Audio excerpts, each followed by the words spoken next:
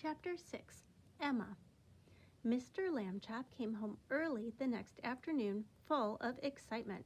"Guess what?" he said. "The only Merker department store downtown, 8 floors, all emptied out, waiting to be torn down. Well, last night, most of it fell down by itself." He switched on the TV. "News time. Let's get the latest."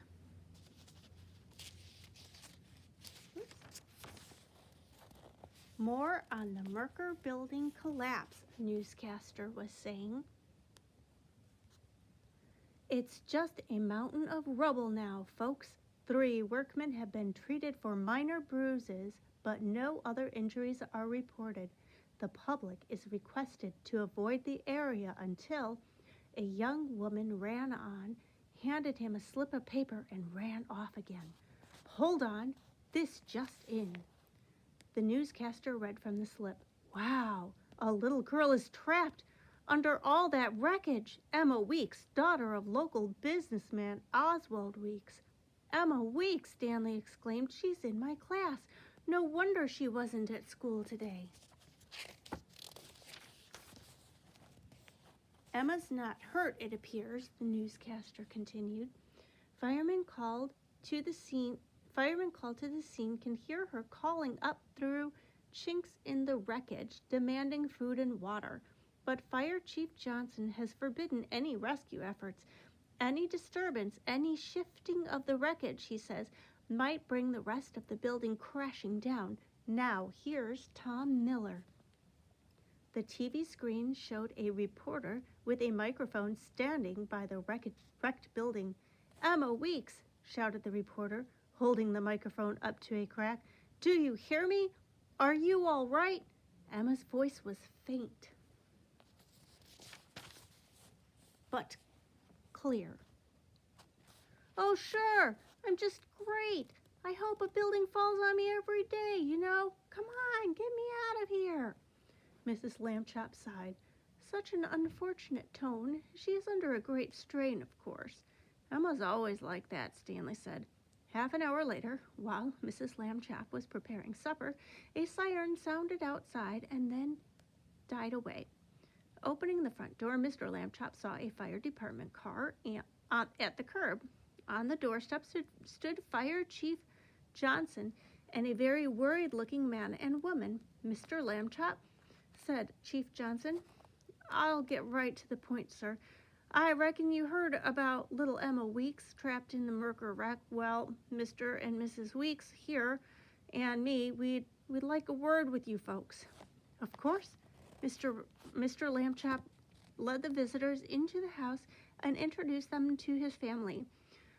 "Oh, Mrs. Weeks," Mrs. Lambchop cried, your poor daughter. You must be dreadfully worried." "We are indeed," said Mr. Weeks, "but Chief Johnson thinks your Stanley might be able to save Emma." "Who, me? And who, Stanley?" said Stanley and Arthur. Chief Johnson explained. "Problem is that if a policeman or one of my firemen tries to dig his way into Emma, the whole rest of the building could crash down on him.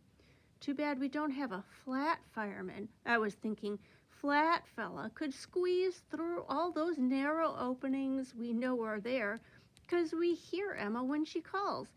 Then I recollected the newspaper story with a picture of Stanley here. Hit me right away. That boy could maybe wiggle into Emma." For a moment, everyone was silent. Then Mrs. Lambchop shook her head. "It sounds terribly dangerous," she said. "I'm sorry, but I must say no."